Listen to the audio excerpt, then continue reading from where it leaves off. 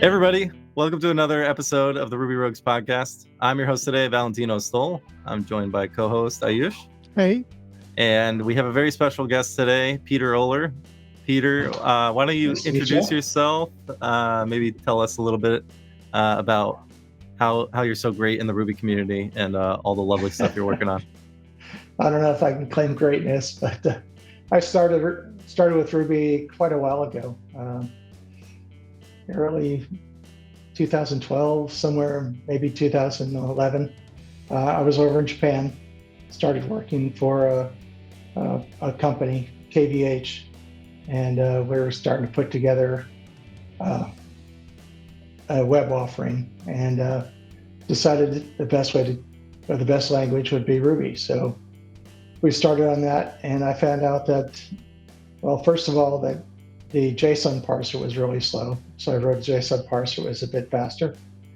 And years later, after leaving Japan, I decided that it would be a good idea to make a more high-performance web server, and also stick in GraphQL, which had started to become popular at the time, and the Ruby offering was pretty pitiful, actually.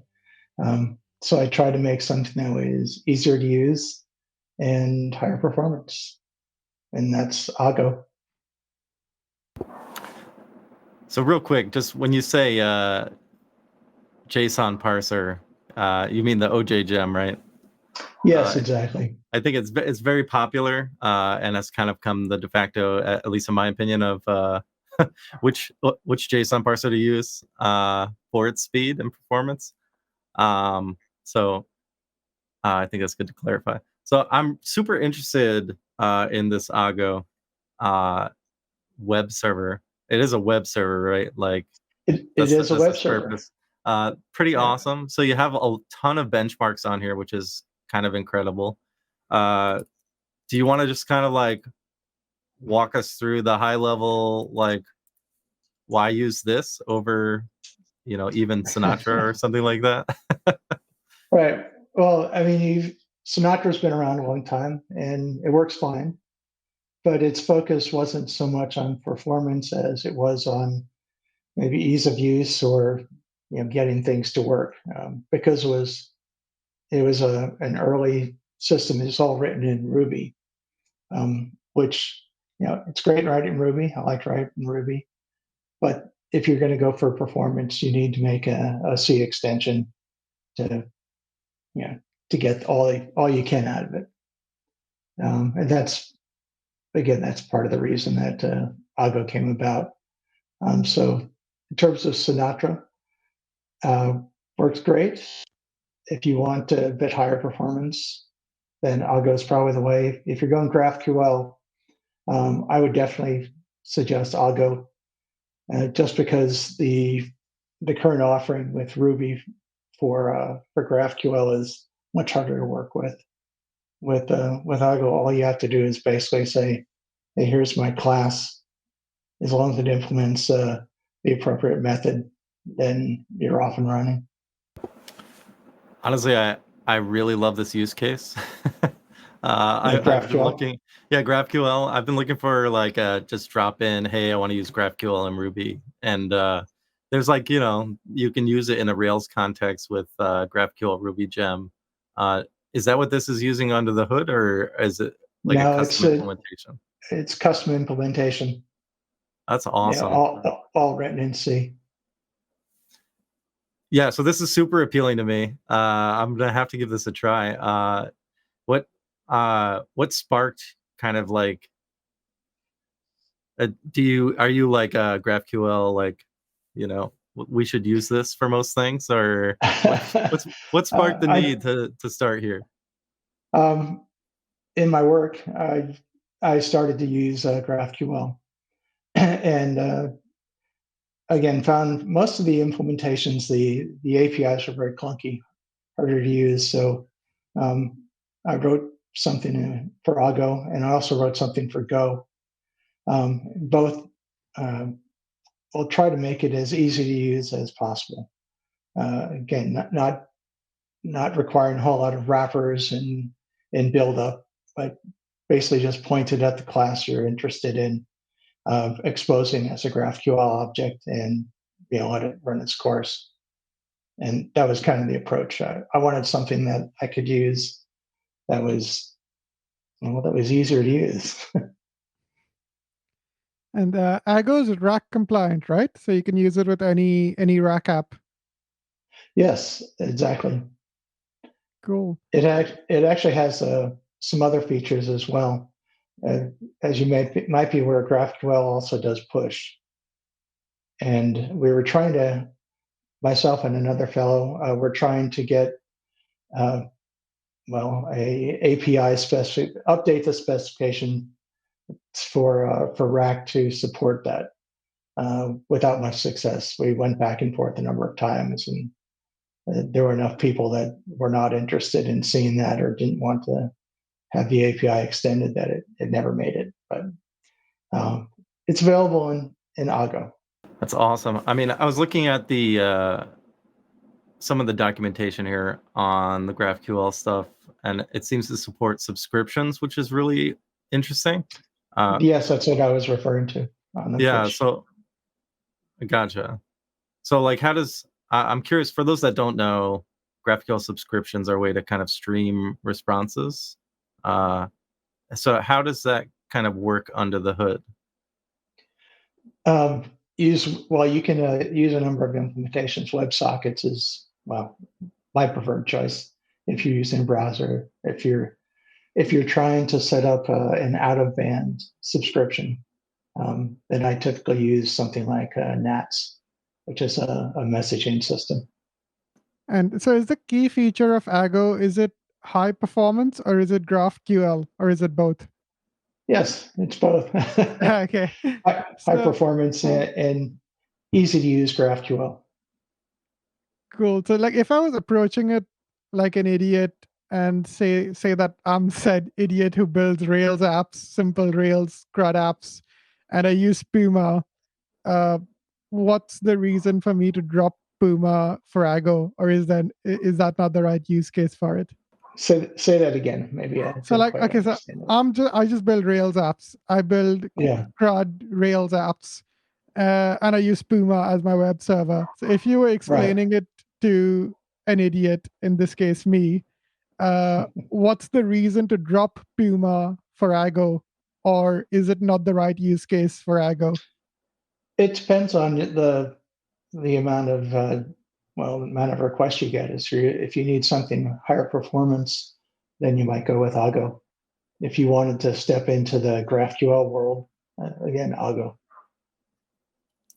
And with Agoo, then I wouldn't need like Nginx or carry reverse proxy in front of Puma, I'm guessing, because that's the usual setup with Rails, isn't it? You have a reverse proxy because Puma is not very performant, so you need like a web server in front of it to serve static assets and stuff.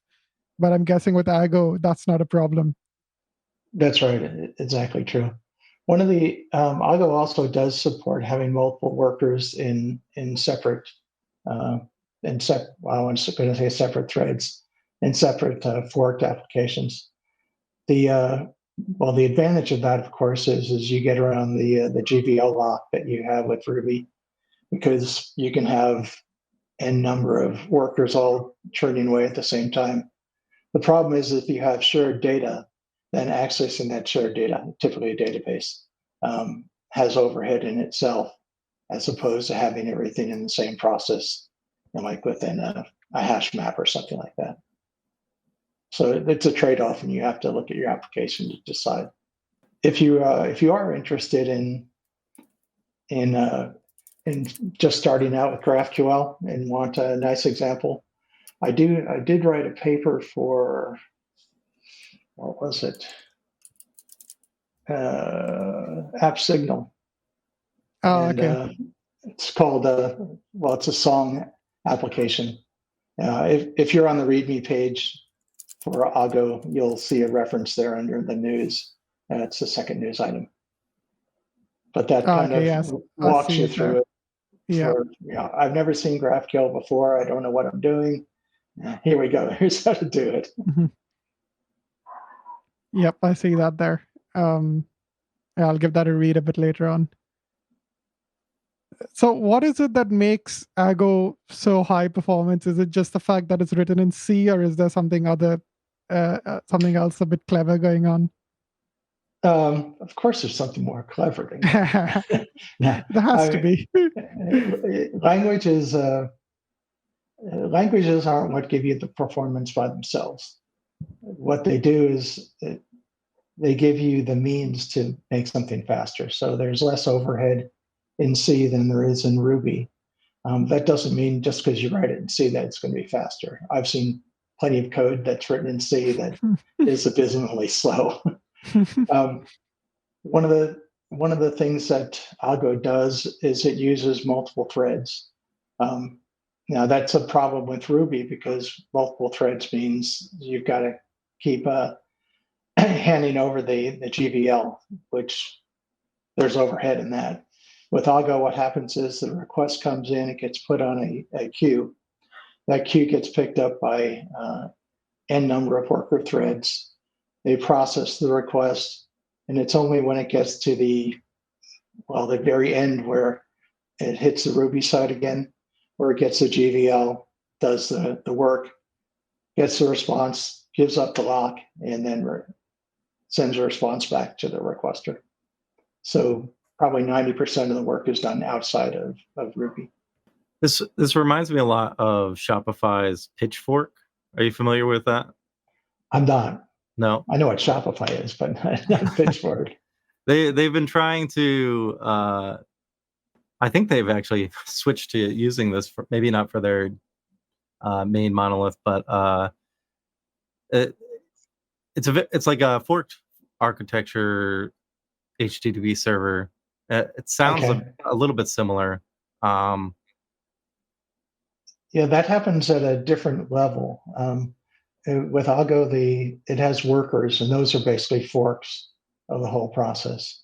But within each one of those forks, there's still multiple threads that are processing the HTTP requests before it basically gets to the Ruby part and says, Ruby part, do your thing, get the response. And then again, it leaves the Ruby part alone and jumps back into multiple threads. Gotcha. And what are you using for the queuing system? Oh, I wrote my own. Of course. Of course. Well, performance when performance is of utmost importance, you always write your own. Pretty much. So, I mean, I would love to dive into some of these benchmarks. So you have a ton of benchmarks here in your repo. You give one for a Rails context as well.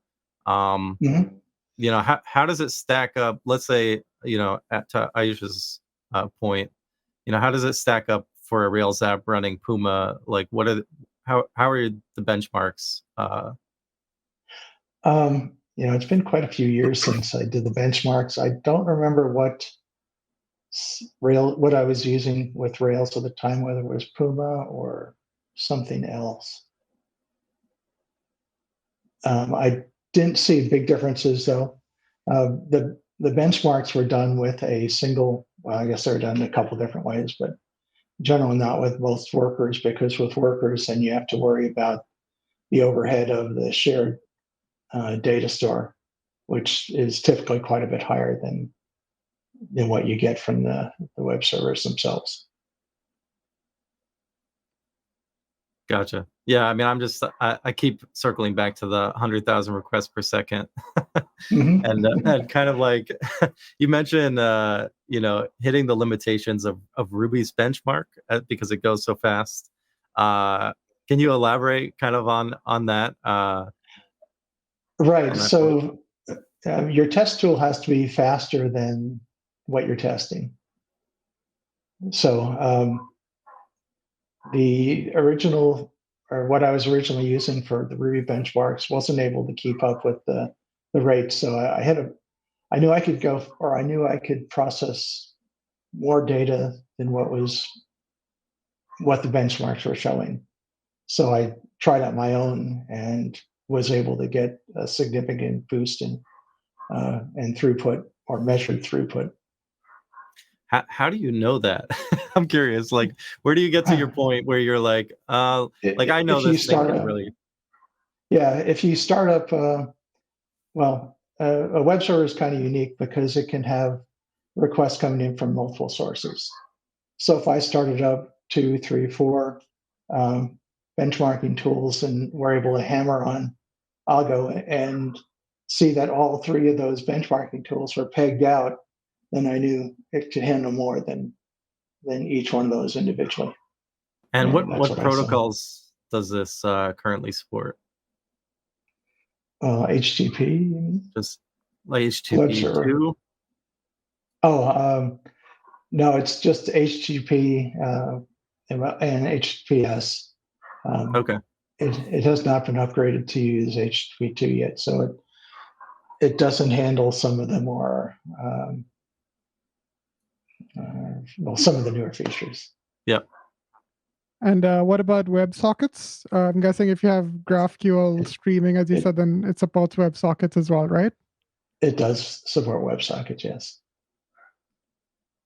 So it's cool. So what are I'm curious, like the real life, you know, how's it handle in production, right? Like, are you running this in production? Are you using it for like massive scale yet? You know, how is it faring? Yeah, I have to just rely on the users to tell me that. And as you may be aware, as open source projects typically don't get a lot of feedback except for issues. So you get complaints, but you don't get any of the things that say, "Hey, it's doing great. You know, I like it a lot," or something like that. It's more about issues. Often they start out with, "I really like it, but." Yeah, I mean, honestly, this is like a I love like again, it's circling back to GraphQL. Like, I feel like as like you know, I'm torn because on one hand, most Ruby apps are going to be using Rails in some capacity for their data Right. connection, right? Uh, and so it would be nice to just like quickly get a GraphQL server up and running in a Rails context. Um, is it fairly straightforward to like connect all those pieces together and mount this like on its own uh, sub process from Rails or forked process? What is like kind of like that path look like to Um, success? I haven't done a lot with Rails myself. Okay. Um, it, as you know, it's not a high performance system, so Right. I tend to steer away from it. And, So I'm curious then, if you're not using Rails, what is your like preference for like database in combination with the GraphQL side? wrote my own. I,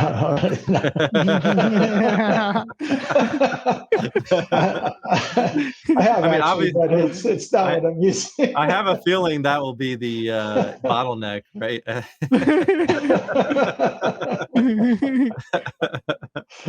um, Mostly, quite honestly, I'm doing most of my latest work in Go. But the databases I'm typically using are either Mongo or Redis. Okay. Do you find that either of those would be like probably most performant alongside of Algo? Um, it depends what you're trying to build or what you're trying to store. Uh, Redis is probably high performance or higher performance, but it's a little bit more restricted in what you can store or how you store it in there.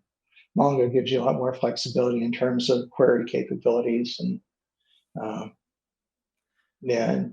I'll admit it's been a long time since I've used Mongo.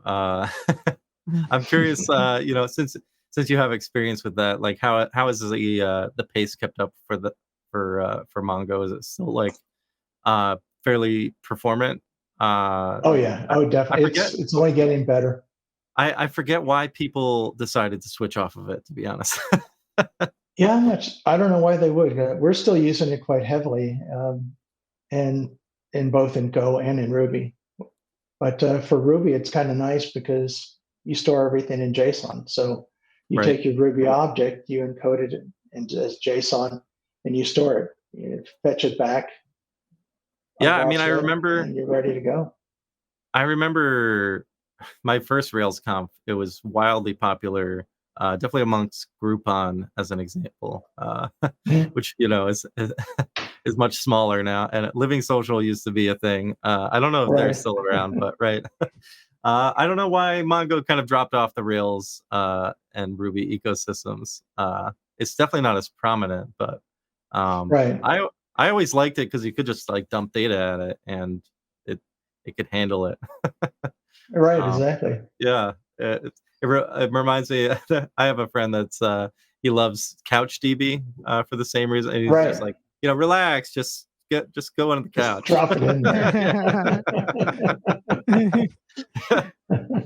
That's funny. So it's interesting. So I'm curious. Like, then, do you find it kind of like easier to connect GraphQL like typing system because you're using Mongo in those cases because it's so flexible, and I imagine the data structures are similar. Well, for GraphQL, the way Agoo works is the data structures are just Ruby objects. So yeah, it's easy. It's a Ruby object is easily encoded in JSON, which is easily stored in Mongo, and vice versa. So Oh, it that's makes it really easy interesting. to say, so it makes it easy to say, hey, get me all my songs. And you just do a query on the song database in Mongo, and there they are. You pull them back out, and they're already decoded, and your work is done. Oh, that's really cool. I'm looking at your example now with the artists and everything. Oh, that's really cool. Yeah. It's Oh man, I'm gonna have to simple. play with this more. So I see you have locks in your mutations. Are it? I imagine there's a lot of like internals happening in Agoo that requires No, locking mechanisms. no. No. Actually, those locks are simply because you have, because you're getting HTTP requests. It allows you to have multiple requests in process at the same time. Oh, I see. Now, so while Algo can handle that nicely, the Ruby side of things can't. So it may fire off multiple requests for the same object. So unless you put a lock on the resource, then you're liable to get collisions. Oh, this is really interesting because one of my biggest complaints of like Rails and like a background queuing processing system is like you have to like load your entire application just to run a worker, which seems like Right. so bizarre to me. Which I know there are like some optimizations that are made right uh, on the constant loading side to help ease the pain of that, which has gotten better, but it's still like not ideal. Does does Agoo kind of like help with that? Like, have you had a good experience like with like background workers and Agoo like as an ecosystem? Um, Coupled with the database, it works great. yeah. You can get very high throughput, and your bottleneck becomes a database, which is kind of what you want. Uh, you don't want the bottleneck to be your application. The one of the things that I did notice early on was that Rails is great for putting together prototypes and for setting up.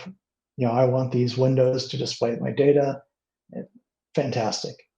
But if you're looking for high performance, down the road, it becomes more and more difficult to get that performance with the Rails layers on top of it. So if you can break your application up to have a higher performance backend and with something that does just the view, making use of Rails, that seems to be a good way to make it work. So when you're writing web applications with Agoo, do you use any framework or do you just write like rack code directly for the server? I don't even use rack. Okay, fair enough. Okay, so Just my you're Ruby like classes. going down a level even further than that then. Exactly. Yeah, the only thing I struggle with is, I'm not very good with making pretty UIs and dealing with CSS and that kind of thing. So, yeah, it'd be nice to have somebody hold my hand on that, which is kind of what Rails does. But yeah, I'm curious most what games. I'm curious what your what your bottlenecks were like in Ruby itself, right? Like what kind of like what when you're trying to test or like hit the limits of the performance, like aside from the GVL, like what like kind of bottlenecks were you hitting just like in the Ruby ecosystem to push things further? The So it's a web server, and the first thing it does after it processes the request and gets on the queue, and it calls into Ruby. After that, I'm kind of hands off. It's whatever uh, the application developer has written that's going to have the impact on the performance. So really, I just care about getting stuff into and getting the results back. So if you've got a large Ruby result and you want to convert that to JSON, uh, that'll take some time. Even with OJ, it's still more overhead than just saying here's a bunch of text. Right. So are you not doing any like connection pooling or anything like that to like keep the connection open with, for multiple requests kind of thing? Oh yeah, it does. It does keep the connection open, Okay. and you can set the timeout so that after a minute it'll drop it if there's no activity. Do you have any examples of like real world usages where you're using Agoo and it solved problems that couldn't be solved in another way? Yeah, you're asking the wrong person. I wrote the tools. Fair enough. I'm curious where like you want to take this to, right? Like I can imagine a whole bunch of use cases for it myself, but do you have any like direction that you plan to continue pushing it to, or?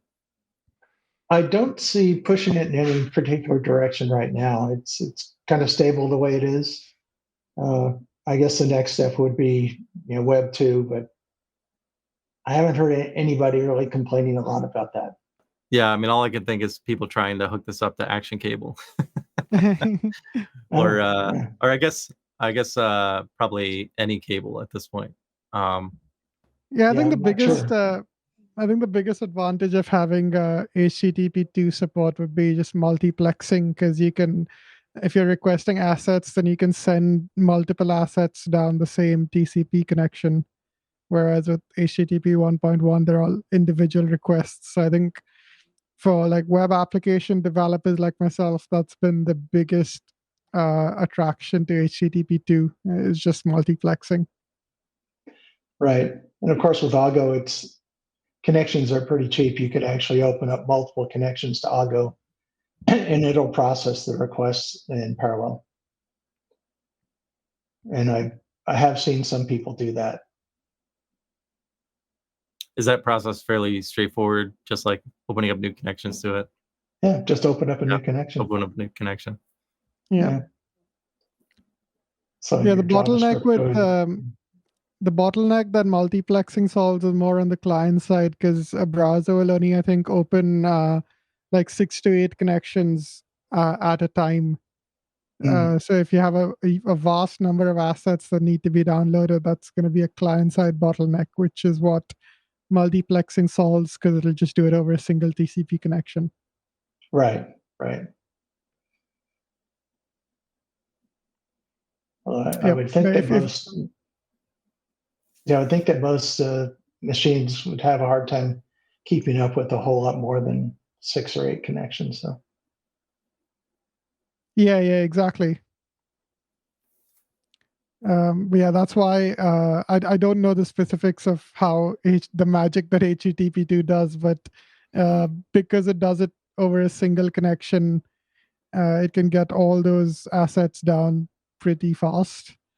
So that's kind of led to the usage of things like import maps and things like that, where you don't bundle your JavaScript, you have them as like 20, 30 individual files, because suddenly getting multiple files down from the server isn't that expensive anymore. Right. There's still overhead. I think where HTTP2 helps on that is if you've got, well, if you don't have, let's say you're downloading large assets, if you're pulling them from storage, there's going to be delay as you're pulling each segment of those. So that lets you interleave it on the same connection. If the server can provide the data fast enough so that there's no delays, then it really doesn't provide any advantage over having multiple connections. I mean, your pipe is only so big. Yeah, that's true. Exactly. I haven't played a massive around. Haven't played around a massive amount with this stuff myself, so I'm just talking from blog posts that I've read on performance benefits of HTTP2. I'm far from an expert. Right. Well, and it's also it depends on what the application's doing with the data. You know, if Exactly. it's handling all synchronously, then it really doesn't help. But if it can handle it asynchronously, then I could definitely see an advantage there. Oh, I see you have an example on server sent events. Mm-hmm. Oh, that's pretty cool. Interesting. So I'm curious. We talked a little bit before the show about your heavy Go use. So I'm curious, just from your perspective there, kind of, where do you see like Go as providing more benefit over Ruby in some of these performance, metrics? Like why use a Go over like a Go web server as an example? Yeah, actually, for the Go version, I actually wrote it with as for the company, and they allowed me to open source it. So it's called Giggle, and it's from UHN GGQL. We just pronounce it Giggle. That's pretty funny. But on the other side of that is OJ. There's OJG, OJ for Go, and it includes JSON path and quite a bit of others. I guess the reason I've been drifting more toward Go, other than of course I'm using for the company I work with, is it is higher performance, and honestly, it's easier to work with a larger team with it. It's more strongly typed, which helps. It also, because of the way it's set up, it's easier to set up packages and have different teams or different individuals working on different portions of the code, and then bring it all together. So I see. Yeah, I did like that about. I only did a small amount of Go development, but definitely the typing was very helpful for for people getting up to speed with things quickly, and they just infer the types and know sometimes annoying. What's in there. Yeah, sometimes annoying. But I'm curious, like, what about Ruby is limiting for like larger teams like working on the same thing? Is it just like the packaging ecosystem of Go that's more beneficial in that respect? Yeah, I think Go has a little more. It's a little more structured development environment. So there's a lot of tools that help you, measure coverage, do benchmarks, kind of enforces testing. Ruby is, well, and rightly so. It's a little more freeform. It's great for small projects. I like it if I'm writing something for myself. Well, I work in the U.S. and Canada, so I had a horrible time finding a bookkeeping system that would work. So I wrote my own. And of course, I wrote in Ruby. There's no way I was going to attempt that in Go. Ruby is just easier, more fun to work with. Yeah, it just doesn't 100%. scale as nicely with larger teams. That's fair. Yeah, so I'm curious other details, like maybe if like about OJ specifically. Is there something more performant about OJ and Go over Ruby? Well, yeah, there's less overhead in creating the objects. I think that's probably the biggest difference. I actually use a similar approach, a single pass parser, to do the parsing, which helps a lot. A lot of tweaking there, trying to figure out. It helps you learn the language a lot when you test out different approaches to solving the problem. The overhead of a function call, the overhead of the number of arguments, the number of return arguments, passing function pointers, all those things come into play. I gotcha. Yeah. So would you say like Ruby objects are bloated in comparison? No, it's they're different. More the mechanisms. I'm just curious. I don't know the internals well enough. Yeah, so think of C. You can write C code and you can have structs, and you can attach functions to them, and they kind of look like objects. You got to go, and you don't have to do as much work under the covers to make your objects. Same thing though. You've got attributes. The inheritance mechanism is a little, less. I don't like it as much as I do Ruby, but Ruby is much more flexible and much more powerful in terms of inheritance and the way you can embed or include code when you're working. Honestly, it reminds me a lot of Lisp, which was my first serious language. Past BASIC, that is.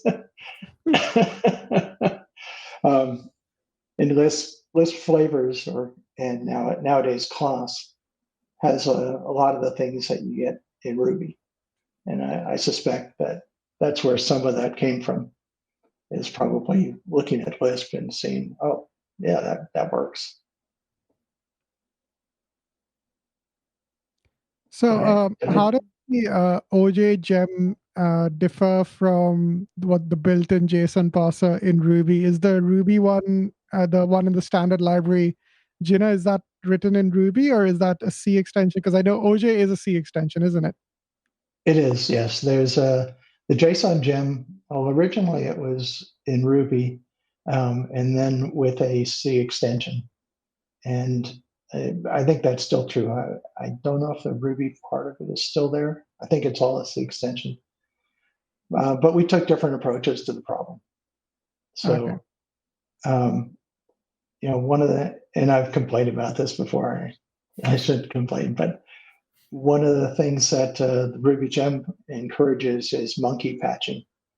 So basically, if you want the feature of being able to decode or encode your object, you basically have to modify the class, which means that if somebody else comes along and says, well, I want this other encoding system, and I picked the same names for encode, now we have collisions because you try and monkey patch and one overwrites the other.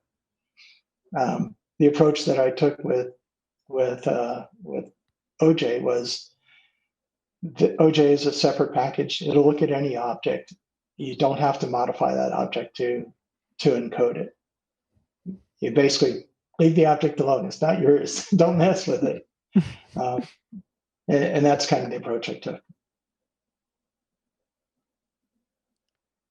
Yeah, monkey patching's a bit, it's quite divisive. I'm a fan of it in certain contexts, but I completely see the point you're making there.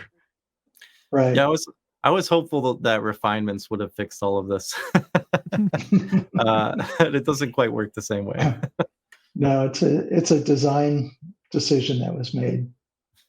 Once you're down that road, you can't really have it both. Well, you can have it both ways, but some things you can't change. Yeah, that's one thing I miss from other languages is method overloading, and for this reason, Right. Right. It makes it very hard to do it without monkey patching, to be honest. Right. Um, Yeah. I mean, plug for Lisp and flavors is before and after in Whoppers was nice. You could basically say before this gets called, do this, or after it gets called, do that. So you could avoid the monkey patching issue. This is really cool. All right, so if somebody wants to benchmark their web processes and like do a comparison, like say I have a Sinatra app that I want to swap out Agoo for, uh, what's your recommended path for that? Do you have tools that you use to do tests like that? Well, yeah, on the web or on my README page for Agoo, you see at the very bottom there's perfor, performance measure, basically, and that's typically what I would use when I'm benchmarking my stuff or trying to make improvements on it, tweak it here, tweak it there. I'll use that to see if I've been successful or not. Do you prefer that over like Apache Bench or something like that? Yeah, actually, I don't know if Apache Bench was available when I first wrote this, but there is another tool that escapes me. See if I can recall by looking at this. Yeah, I don't see it right now. There are some other tools out there. Perfor looks very similar to Apache Bench. I mean, you don't have to do much. Well, I mean, there's only a certain number of things that you really want to do. So, give a few options for how you control it, the number of workers and requests per second and stuff like that. There's only so many things you really want to do.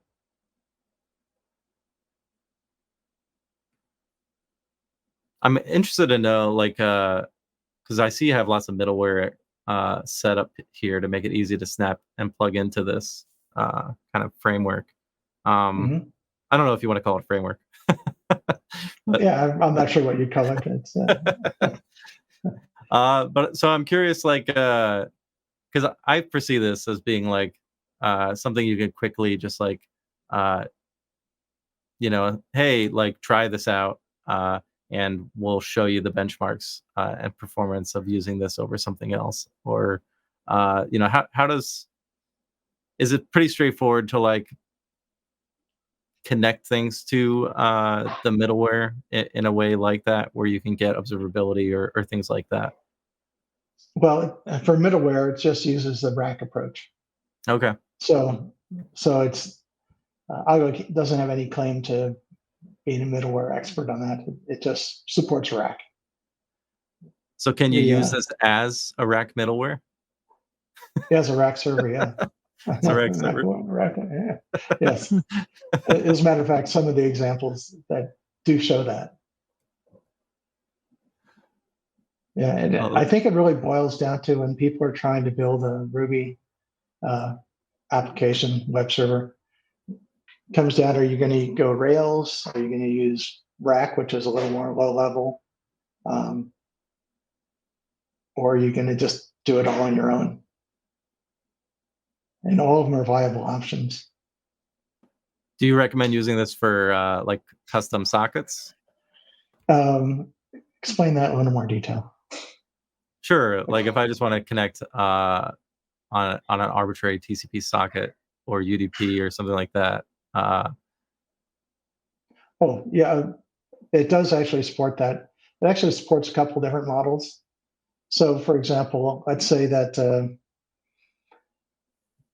have a Rails application and you want it to be able to get data. This is completely contrived. Get data by using GraphQL and hitting some other server somewhere else. Then you could, or even the same one, you could even open up a file descriptor and use that as your socket and cool. exchange data that way.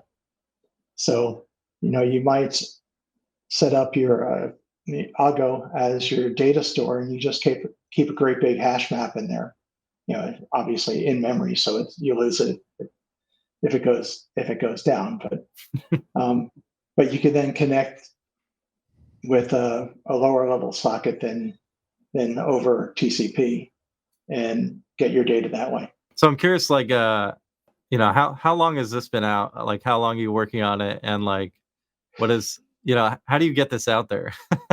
Like how does have you gotten like a good amount of contributors to it? And is it pretty straightforward to manage at this point? Like, it's very so clean written. I'm just curious, like, what your experience is working on it as an open source project. Generally, what I've seen with the open source projects is you get contributors that want to like fix a bug or identify an issue, but they typically don't get in and say, hey, I want to add this brand new big feature. It's typically just a little bit, you have a spelling mistake, or it crashes when you look at it backwards. So I can fix that. But that's pretty much the extent of contributors so far on the stuff that I've been working on. Yeah, I guess the biggest, and it's not really a complaint, my biggest wish for open source is I wish there was some way of getting feedback from people that are using it, how they're using it, how they like it. But there doesn't really seem to be any nice path to do that. There's a nice path for, here's issues, but there's not a nice path that says, I'm using this, it's working great, or have you tried using it in this way? And it would probably be useful for folks, to see how other people are using different open source packages and see if it fits any of the things that they're trying to do. Yeah, I have been seeing a recent influx in like open, I don't know what they call it specifically, but basically a lot of repositories will turn on by default like usage analytics and metrics in the libraries, which maybe isn't the best solution to this problem, but right. And there's discussions, at least for GitHub anyway, there's a discussion category, and I've seen a little bit of that, less on OJ and Agoo, but more on some of my Go projects. There seems to be a lot more, I don't know, maybe it's just a different kind of crowd that goes to the different types of languages. I have no idea. That's funny. Yeah, I'm curious, like, how do you like discussions? Like, have you found certain value in it over just like issues workflow? Yeah, I have actually. With the discussion, you don't have that pressure to, I got to fix this bug. It can be, what do you think about this? And it's like, oh, maybe not that. How about something like this instead? And, you get more people involved. So it's, a little more friendly, I guess, or a little more, less pressure. Less pressure. Yeah, I could see that. But having said that, some of the project, OJ, for example, I've got a couple of folks that contribute fairly regularly, and find a little tweak here, a little tweak there, help make it a little bit better, and that's kind of nice. So, what's the release process look like for something more along the lines of Agoo, where I guess you don't have too much use case specifically yet, but do you foresee that being like maybe a different release process than something like OJ? No, it's just I try and follow the same release process. I put in I keep a change log and try and follow the standards for that. Yeah. I branch off of development to make my featured branches, merge them into development. When it's time for release, excuse me, I'll merge into master, tag it, and then do the release. Try to use the same practice across the board. So I can't help but think, Agoo is the Japanese word for flying fish, right? Mhm. And you said you spent some time in Japan yourself. This seems to follow kind of the Ruby pattern I've seen more in Japan, where it's very much less Rails heavy and very much Ruby forward. Right. Sinatra definitely, at least years ago when I attended Ruby Kaigi, Sinatra was more of the Rails type than it was Rails itself, right? Right. So do you see like maybe more people from like the source of Ruby, the origins of it, maybe picking up steam more and jumping on maybe Agoo's adoption? Definitely for OJ and OX, I think there's a bigger following in Japan than there is in the US. I mean, again, this is just based on issues in PR requests, Right. but it seems to be more active in Japan. Agoo, um, hard to say. That seems to be a little more international. It may be that Japan hasn't picked up on GraphQL as much. But again, without that feedback from users, it's kind of hard for me to say. But I do remember, so the name Agoo, I came up with that. My wife and I were taking a vacation on the northern side of Japan and driving along and stopped at the little place, and I like dried fish, so got some dried fish and eating it and thinking about how I was going to do this browser, and that's when it was, oh, Agoo, flying fish, it flies, yeah, it's so fast. So That's great. so that's where it came from. The epiphany occurred driving in northern Japan. So I'm curious too, like just circling back to the GraphQL aspect of this. Does it integrate the full GraphQL spec? Is there anything missing or client library connection wise? No, as far as I know, it's a full spec.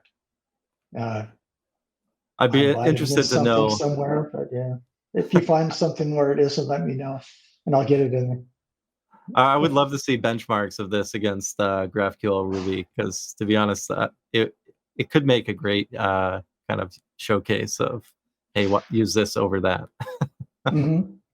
Well, I think I have a link.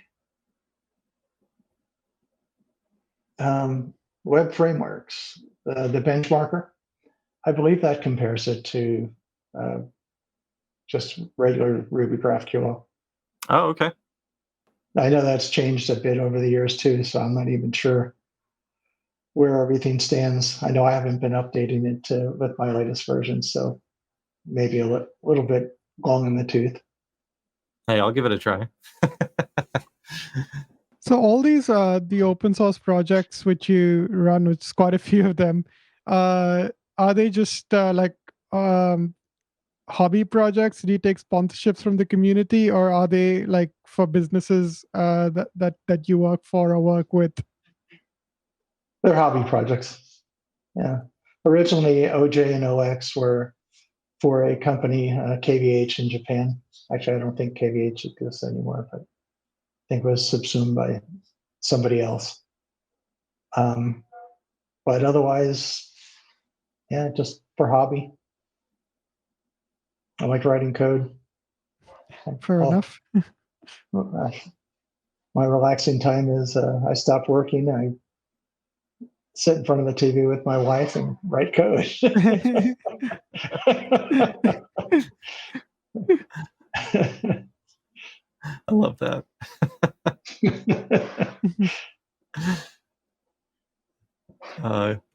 Your peaceful time, raking the Japanese sand garden, just pumping out some super performant code. Well, I do try to get a little bass practice in every once in a while too. Well, we've talked about a lot here. I'm excited to try out a ton of this stuff and see how easy, GraphQL is working with Agoo, because it definitely that is a great use case for it. Is there anything else you wanted to talk about? Before we go to picks here. Nothing comes to mind. This is kind of a whole new experience to me, so I'm not sure what was expected. Yeah, I mean, if anything, get people exposure to Agoo and really lower level server stuff, because you don't need you don't need too much to get something out there, and Agoo definitely Right. makes it easy to do, and stick to the basics. Really cool. Right. So we have a segment at the end here where we kind of just pick a couple things or one thing that could be anything, doesn't have to be code, doesn't have to be anything in particular. Just pick something that you want to share with the world, share with the Ruby community here. Could be anything. Should have warned me about We that. can I'm give you not some sure. time. We can give you some time. Ayush, do you have anything you want to share? I can go if you don't. Yeah, I got a couple of things.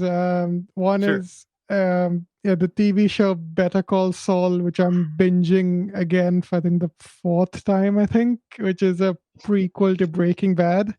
It's my favorite TV show of all time. So because I'm binging it, that's forefront of my mind. So that's one of my picks.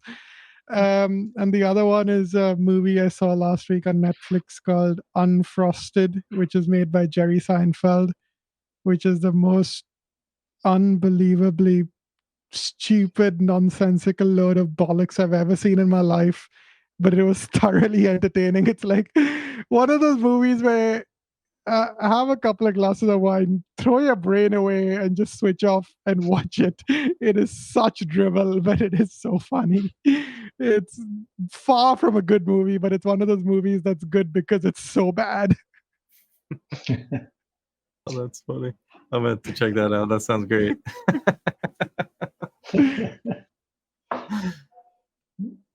I guess I can go. I've been playing with a lot of AI stuff, as always lately, and I got I got the Rabbit R1, which there's a lot of flack out there about it, and there's something that it's not great at, but it does great at transcribing stuff and using it for that purpose and summarizing meetings and things like that. So I am finding like use cases for it. The vision is a little lacking. But I don't know. It's kind of fun. It's an interesting device, so I will plug it. I don't know if it's worth it for everyone, but I'm having fun with it. And the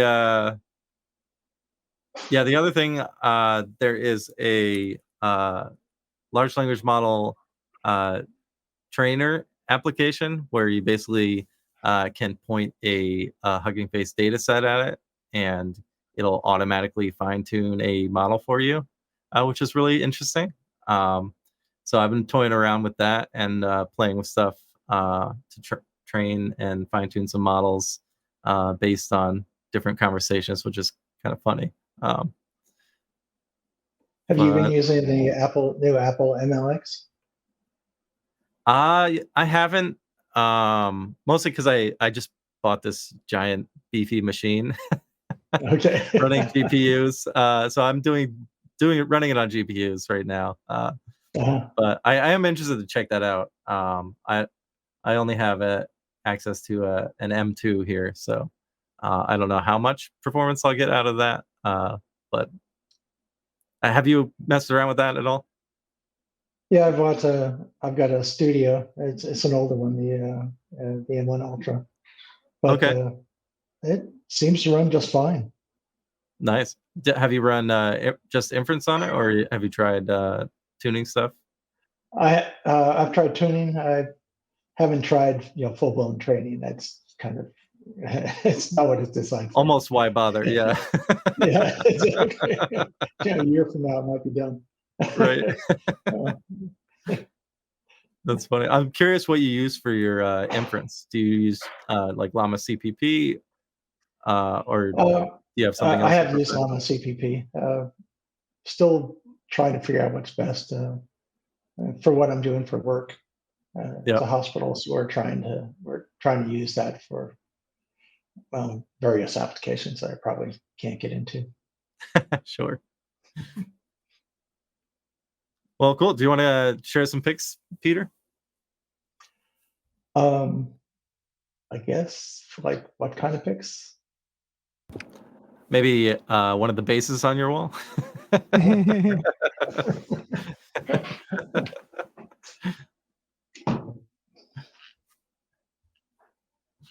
Well, this one. Oh, that is really cool. If you're not seeing this right now, it looks to be a custom travel base. It actually Is that started accurate? out. So I've been taking bass lessons from, well, actually a guy named Mike McCavin. He was the lead guitarist for Gypsy Rose. But I bought this and told him I was trying to build a travel bass, and he says, "Oh, I've got this old junker here, all kind of busted up." So that became the neck. I cut off the head, made the body, and yeah, you can see behind it. So the strings basically go around, come up here, and go to the tuning, the tuners, so you can adjust it. This here is for sitting on your leg, That is and so cool. so it's a new That is bass. unbelievable. Yeah, if you can't see this, Oh, the tuners are at the bottom of the base, and there's like a leg rest. It's really neat. Uh, pretty yeah, and inspirational. What's the neck comes the off so that I can put it in a backpack. oh Oh, wow. that's cool. What's the wood that the body is made of? Oh, it's just made of oak. Okay. That's beautiful. How It's long a did fun it take you to project. build that? Not that long. Off and on over maybe a month or so. Nice. So, Do you have and any I've got plans to make more bases? I don't know. I've got the other two of our upright bases that you see on the wall there, and I made those. So there's probably another one somewhere in the future. That's I really also I cool. also build bicycles, so that's why I could do the metal work as well as the woodwork. So Nice. gotta have Yeah, the other simple hobbies stuff. besides The just simple writing stuff. code. So, Yeah. yeah. Not even bikes are optimized enough for you. Yeah, actually, I go the other way on the bikes. I keep it simple, single speed. So, Love it. Well, Peter, it's great talking to you today. Thank you for sharing your experience and Algo with us. I definitely am going to dive in myself and see how fast I can get things to go. And again, thanks for all the work that you do. Appreciate it. love any feedback. Thanks for having me on the show. And if anybody wants to reach out to you or connect with you on the interwebs, how can they do that? Email it, peter@ohlar.com, ohlar.com. Fantastic. And so until next time, folks, Valentino is out of here. And thank you for listening.